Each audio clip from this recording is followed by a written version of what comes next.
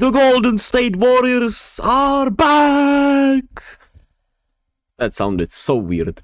But we are back. The NBA is essentially back because the preseason started.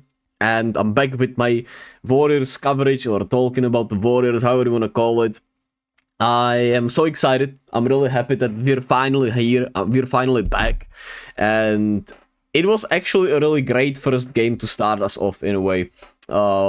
Of course, a lot of changes with Klay Thompson being gone and the whole offseason drama with that, not being able to trade for Lauri Markkanen and Paul George in terms of free agency, right? That was a huge story, so a lot has happened, but the team has retooled a bit. Steve Kerr has talked about wanting to play better on the break, wanting to be a high-volume three-point shooting team, but taking efficient three-point shooters. Of course, with the addition of Buddy Hield, Lindy Waters, who we're going to talk about today.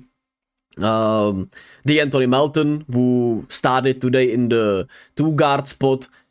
It's something. It's really something. So, let's get into it. Obviously, Lindy Waters hit the game winner. Lindy Waters for the win!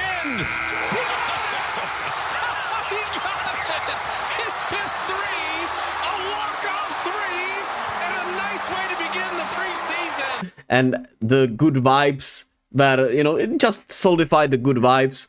It was just a wonderful, fun game winner in a, of course, otherwise not so important game. But I thought both teams took it pretty seriously for a preseason game. It was in Hawaii, of course. They had their mini camps there for a week. And it resulted in this game against the Clippers. Of course, our first preseason game. And the starters were Steph Curry, DeAnthony Melton, Jonathan Kuminga, because Andrew Wiggins has been under the weather, which is just unfortunate, but it just happens, right? He seems to be ready, he seems to be more locked in, hopefully everything behind him, hopefully he can keep moving forward, of course. We're wishing him all the best and the privacy for everything he's been through throughout these last couple of years, and just remember, we're all people that take things differently, and that's how Andrew Wiggins has just been able to operate with him and with his emotions and with his play throughout all this. And I'm just happy to be, that he's still here, and I hope he can find his form, but I'll be here to support him no matter what. So Jonathan Kuminga started at the number 3 spot, of course, at the small forward position, then Draymond at the 4, and of course, Trayce Jackson-Davis at the 5. There have been a lot of speculations about the starting lineup prior to this game. Of course, they want Kuminga to take a leap. Podziemski's been a huge talk of the town, of course, as a guy that they have a huge faith in.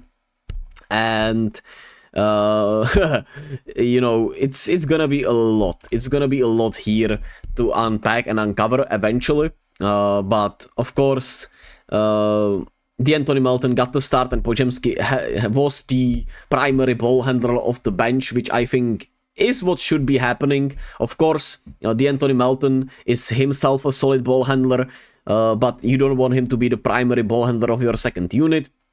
And I think, I do think he fits really well next to Steph. He has a huge wingspan. He can do a little bit of everything. He obviously should be a sniper for us as long as he's healthy, which, knock on wood, he will be, which has been, at the end of the day, his health has been the biggest issue for him throughout his career and throughout the last couple of years, especially last year in Philadelphia.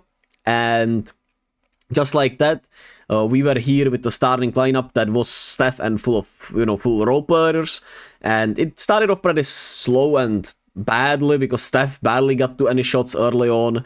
And the Clippers were pretty much clamping us, and we were sloppy with some turnovers early on. But then once the game, once we got into the game, I thought defensively we were really good. I thought the weak side help of the corner shooters was really great against Zubac, even though he will pose us problems all around, probably very likely. But I just think, defensively, this team has a lot of potential, and they looked really good in the first game. They have a lot of length, they have a lot of strength, and, enough size, I would say. Of course, against traditional bigs, like, for example, if it's a Zubac, it's going to be a little bit tougher, but there are not that many in the league at the end of the day, so it's not like you, obviously, face them every day, or every game. And Just like that, the team, I'm really excited about DeAnthony Melton. I think we're gonna all like. Kevon Looney looked more in shape and he was ready and willing to take those mid-rangers. Kyle Anderson, while of course we'll see how his offense will evolve, I think he'll be the perfect connector for the second unit. But the thing is, I wonder where the space is for GP2. While he is healthy and his defense can be great, I think he might just need to be a specialist this year. I think we need to see more Moses Moody. He was maybe the best player actually today. Defensively, he was really great, really aggressive, shot the 3-ball really well. If he has some type of movement, pull-up shot this season, he should be in the rotation instead of Buddy Hield and Gary Payton because of his defensive potential. And I think, of course, Buddy Hield would be the maximum offense. With Buddy Hield, you're going for offense. With Gary Payton, you're going for defense. And I think Moses Moody can fill a little bit of both. Not as efficiently offensively, or not as great offensively and not as great defensively, but I think he can be maybe better all around for this roster and for this team. And with him, the spacing should be better and the defense should be better when there's a Kyle Anderson and Kevon Looney, if that's how we will play it. Maybe Kyle Anderson will be at center, of course, and the lineups will be different. Wiggins missing, obviously, changes things. Maybe we'll see Kyle Anderson and Kuminga be in the front court of our bench unit. Podziemski had a really bad offensive night. We see the potential all around he has, but we'll see. We'll see. They are encouraging him to take as many 3-point shots as he, can in a way. And, of course, that floater has not looked pretty. So we'll see. He's worked. I know he's worked hard. I know he has the right attitude and mindset, but the expectations are sky high. And of course, every move by Podziemski will be watched because of what the front office did with the pressure they put on him this offseason. Other than that, Lindy Waters showed himself to be a sniper, so maybe he can get himself some spot minutes, of course, as a shooter. And other than that, good to see Quinton Post get some shine. He was not afraid, while he was not great offensively. And defensively, he obviously has some missteps, I guess. Limitations. I like him. I like him a lot, and we'll see how that works. But it will be intriguing. I'm really excited about this team, actually. Just happy that we are back. We'll see how it looks once Wiggins is back, and how the closing lineups and everything will look. Of course, this was just a preview. Maybe we'll see Melton off the bench next game and Podziemski starting, Kuminga off the bench and Wiggins starting. We'll see how this matches, right? Maybe it will be Draymond to start at center. Maybe we'll truly go game to game, depending on the matchups that we have.